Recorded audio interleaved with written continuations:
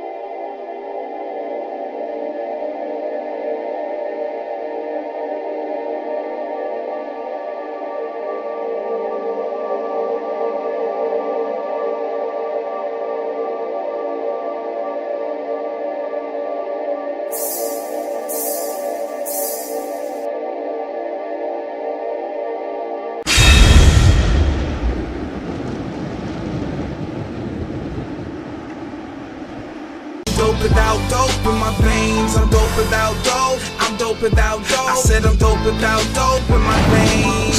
I'm dope without dope. I'm dope without dope. I said I'm dope without dope in my veins. Use a dope boy, right? I see too many friends come and gone, chasing that dope boy life. It's taking many lives. Uses dead dealers doing 25, but you ain't worth it.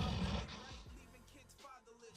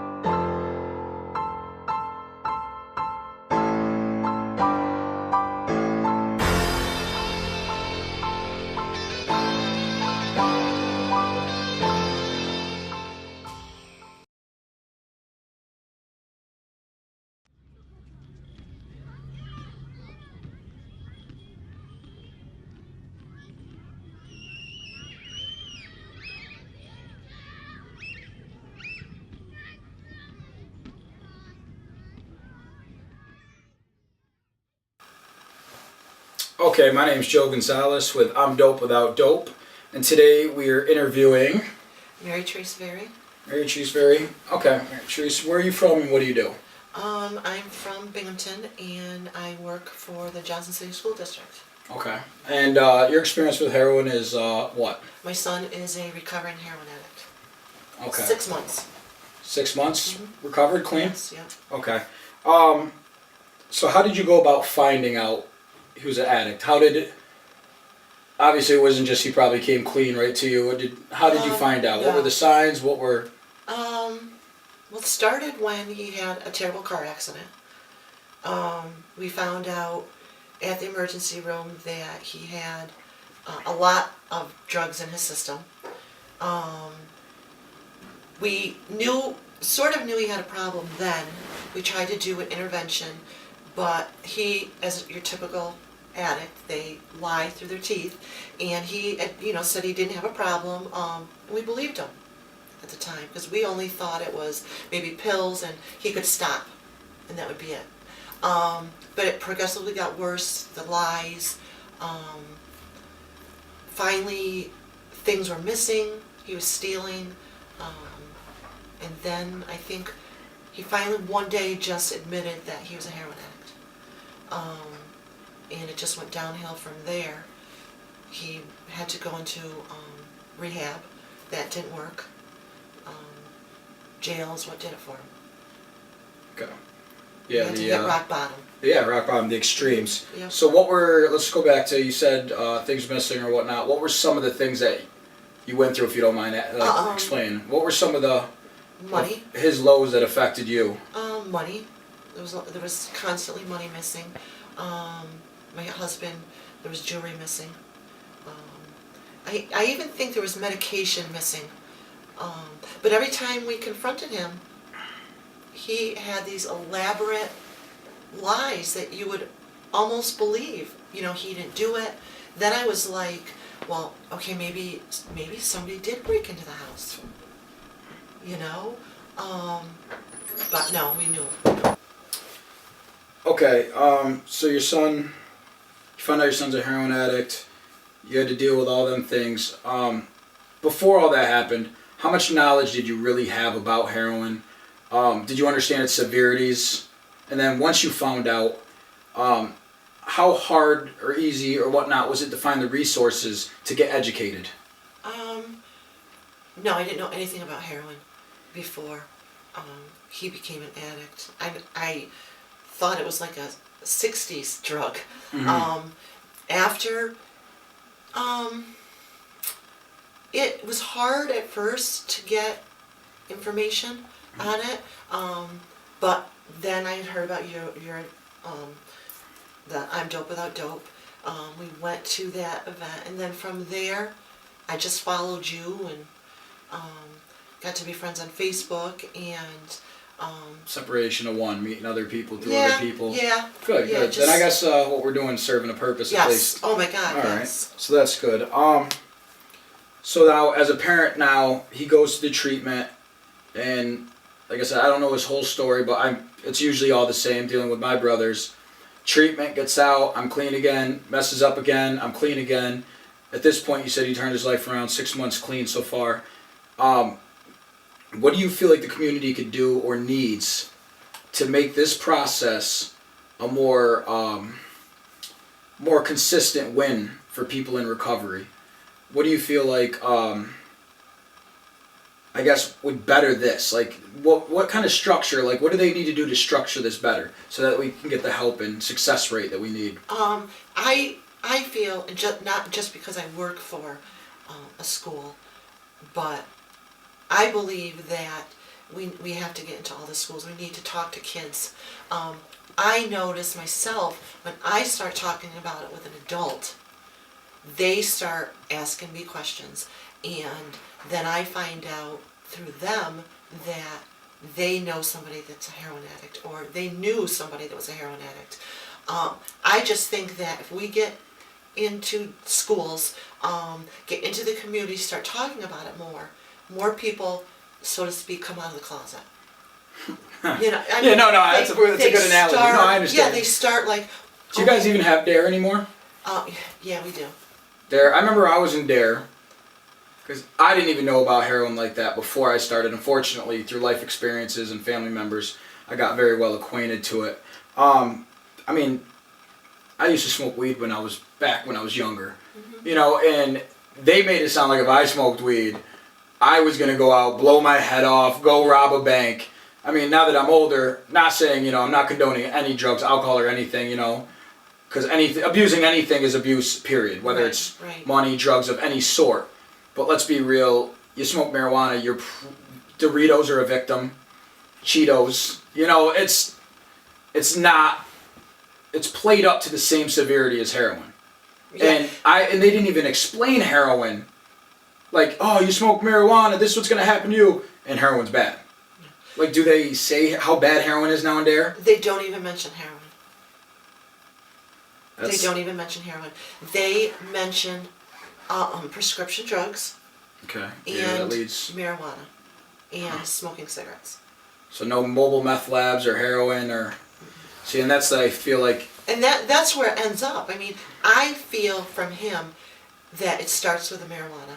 You know, I'm not getting the high I want from smoking a joint, so I'm going to get some pills. Then from the pills, it goes to the heroin. Chasing the high, meth. yeah. Yeah. And unfortunately, you got to get that ultimate I haven't high. done all the drugs in the world, so I would be not the one to tell you, but I feel like from what I'm seeing is heroin and meth are pretty much two of the ultimate highs you can possibly get to.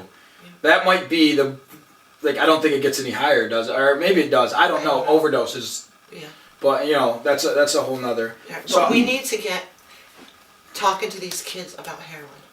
absolutely, and that's something we're trying to push for. But there's so many politics involved in that, and we all know how that goes. Yeah. So here's a hot button topic that I want to get on. So, what goes through your head and what goes through your mind when you hear somebody say, "Who gives a shit about these addicts? We should just all let them kill themselves.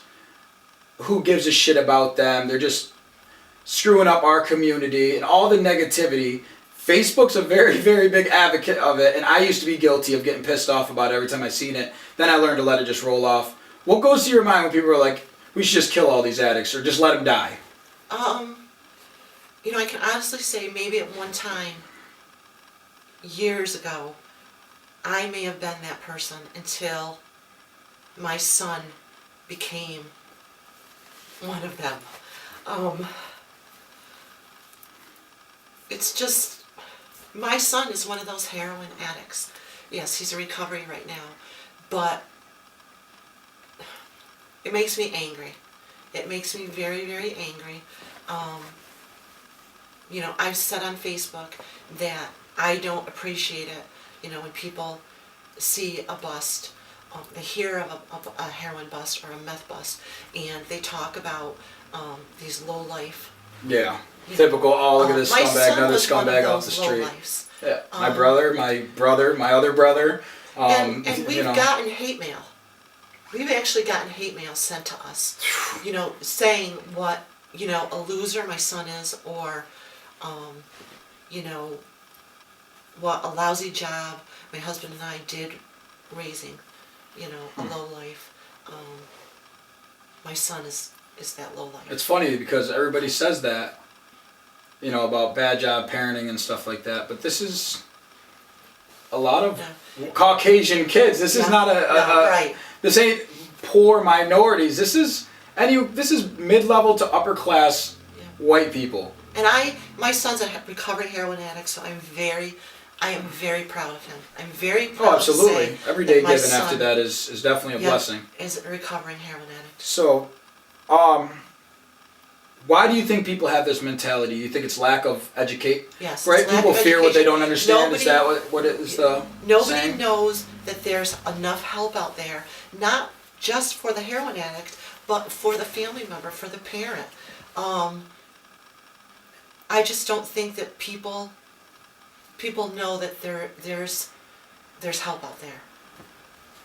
Absolutely. Okay, one more final thing. Look at the camera. What would you say? I'm going to paint the picture.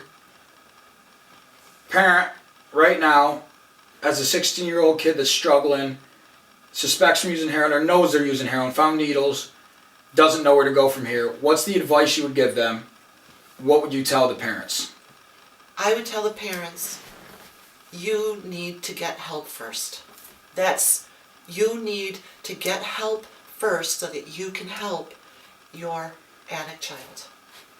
So That's educate. what I had to do. So prepare I yourself had for to- the battle, yes, pretty much. Yep, I had to educate myself in order to be able to help my son. Well said. Well, I thank you for your time. Alice with I'm Dope Without Dope Television, here with Christina. Christina. How do you feel the heroin epidemic has affected our population in Binghamton? I think it's taken a really, really big toll. We've lost a lot of people. A lot of people are struggling with overcoming it and also struggling with losing a lot of people to it. What would you say would be the demographics of the age range, and the race that is affected heroin? I think everyone, really. I mean, mostly I would say like teenagers and college kids, probably 18 to 27, I would say. And how many people do you know personally, would you say a rough estimate in this area, either have used, are using, or died from using heroin?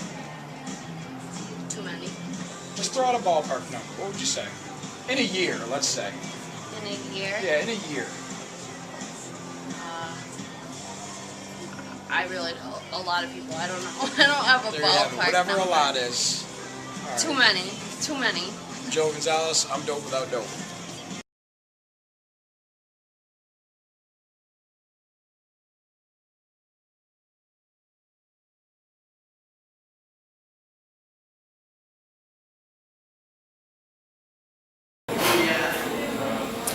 This is Joe Gonzalez. I'm here with for the I'm Dope Without Dope television, and today's guest is Merritt Harpley. Merritt, explain to people what you do, how long you've been doing it. I work presently as an addiction counselor for the Addiction Center of Broome County. We're an outpatient facility here in Binghamton. I've been with ACBC for almost 2 years. I've been working as an addiction counselor for about 4.5 years now. Basically, also, proud to say in recovery myself, coming up on 7 years of recovery, so very close to the community and trying to do whatever I can to help this community deal with the drug problem. Okay. So is it because of your recovery that, what made you go into this field of work? You know, it's an interesting story. My son was a sophomore in high school playing football. He was captain of the football team. And his friends said they weren't taking alcohol and drugs seriously. And he asked if I come into his high school and talk to them about it. And I said, you know, I said to my son, if I do that, a lot of people are going to know that I'm breaking my anonymity. And he goes, I don't care, and they might say bad things about me. And I had coached little league baseball in this town for about 12 years. But I went in and I started going into the classrooms and talking to these kids about alcohol and drug abuse. And I started writing all these letters about, I've been doing drugs since I'm 12, my mom's been doing this, you know. And the letters they wrote back to the teacher were really inspiring. And somebody said to me one day, you know, you should do something more. And I decided to go to school to get my drug and alcohol credentials. Nice, nice. I know that you have a good rapport with everybody that's involved that goes through ACBC. A lot of people look up to you. For those that don't know what ACBC is and what you guys offer, can you explain a little bit about that? Yeah, Addiction Center of Broome County is a outpatient facility. We provide group therapy and individual counseling for people with substance abuse and alcohol problems. In addition to the substance abuse and alcohol piece, we also provide counseling for people with mental health problems. Full service facility, we do group counseling as well as individual counseling. We also provide specialized groups like trauma for men and women. We do anger management, we do yoga, we do art therapy. So we have a rehab part of the facility, which is for people that may be homeless and they meet 5 days a week for 4 hours a day. We make breakfast, we teach them life skills. So it's a good place to be. All right. I know you're not originally from here. You're from Long Island, still? Yeah, from New York City. From New York City. And you've seen addiction pretty much everywhere. And I know we've touched base on different ways people handle this. What are some of the ways that you've seen fight the heroin epidemic, and has it been effective, and what are we not doing or should be doing or we are doing that is different from other areas?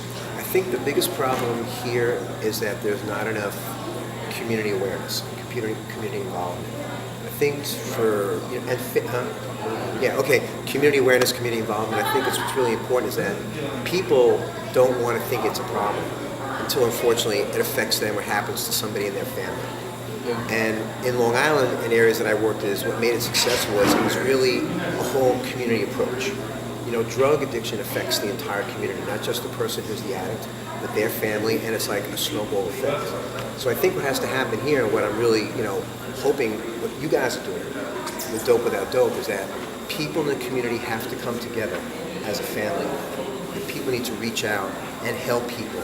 And, you know, the problem in Binghamton is that there's not enough facilities to handle this problem. There's only one detox at the Addiction Crisis Center. If that place closes down, where do people go? Yeah. But if people in the community, and we get people like Jason Garner, and we get council people and Senate people involved, then maybe they can push legislation to get more places. But I think we have to get the community involved. I agree. I definitely agree. I feel like the community's lacking with this not going to happen to me attitude. So here's a more personal question. You counsel some of these people. You know, no matter what you do, whether you're a teacher or anything, you build a relationship with these people. how hard is it to separate, the prevention of building a relationship, like where, especially when you know the outcome of some of these individuals, how do you separate the friendship aspect of it from the business aspect of it? Has it been hard on you? Is it, especially I know some people probably passed away that you've met, especially in this community. How's that affected you, and how hard is it? One of the things that I learned in school when I was going, and I have a KSAC credential, which stands for Credentialized Alcohol and Substance Abuse Counselor. And when I was going to school, we learned about how you have to pretty much be able to put up a wall between you and the patients and the clients. And you have to remember that whatever work I do with a patient, I'm just planting the seeds. I can't take responsibility for the good. I can't take responsibility for the bad. All I can do is try to help them. But like any human being, you're going to feel emotions, you get involved. But at the end of the day, I know that, at least for me, I feel like I'm doing God's work. So all I can do is be there for somebody to help them. And you know what? When they in recovery, you have to walk over the bodies, because I've been to a number of funerals. I've been to a number of people die, but you have to walk over the bodies, and you have to just keep going, keep the fight going, and just be there for people, because they need to know that somebody cares. Yeah, that's a good way of putting it. That's the first time I've heard that. That's a really good. So, without sugarcoating it, in this area, how bad is this heroin epidemic? How really, It's bad. I've been around in this field for a long time, and I can tell you that the heroin problem in Binghamton is epidemic. It's tragic. I don't know the exact numbers, but I think that as of January 1st, there's been between 25 and 30 deaths from heroin overdoses in Binghamton. So it's an epidemic. And I think that unless people start to really face this problem in Binghamton, what's going to happen is we're going to lose a whole population of kids, because they're all going to die. Okay, so just if I was to get a number statistic, 5 kids, how many of them are using or recovery or dabbling? What would you say out of 5 kids, every 5 kids? 3. That's a higher population than AIDS. And I work at as part of being a social work grad student here, I work at Binghamton High School 3 days a week. And I can tell you, with the freshman class at that high school, 70% of those students are using drugs. You're talking about 9th graders. So it's a problem. And I think that, it's groups like you, what you're doing, but if we don't get this community to jump into this thing, people are going to be going to more funerals than they want to think about. Yeah. So that goes into my next question. What is something that, as a community, what can we do? What do you think, so this is the part I want you to look at the camera and say something to the community, what can we do?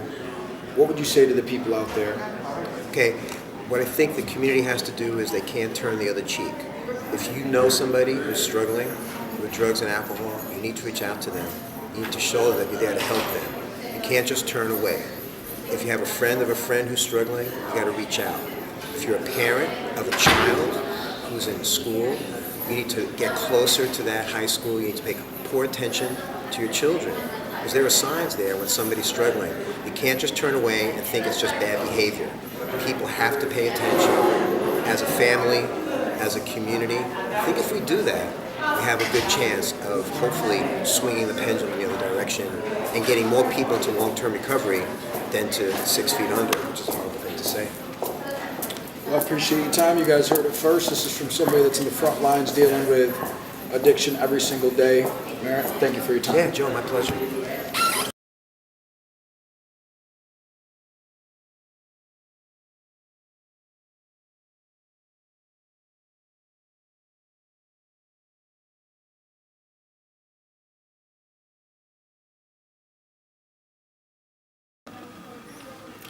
All right, I hope you guys enjoyed the show. Once again, next week we'll be going with episode 4. We'll have a lot of other good interviews. If you guys want to get interviewed or want your story told, write us a letter on I'm dope without dope at gmail.com. Subscribe. We need more subscribers. You actually have to go on the YouTube and look us up and then subscribe. All you have to do is click a little button to keep this thing going. We're going to try to keep doing as many episodes as you guys keep watching. I hope this is really entertaining, and I hope you guys are learning a lot from it. So if you guys want to do an interview, reach out. If you know somebody that needs help, reach out. Like I said, I'm dopewithoutdope@gmail.com. Look me up on Facebook, Joe Gonzalez, Jeremiah Harvey, Shane Smith.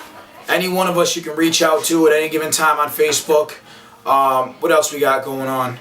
Like I said, we got the events. We're out there. We're going to be doing some more events in the park or whatnot. So, I mean, we're taking everybody. You want to be part of the movement? Jump on. We don't turn nobody down.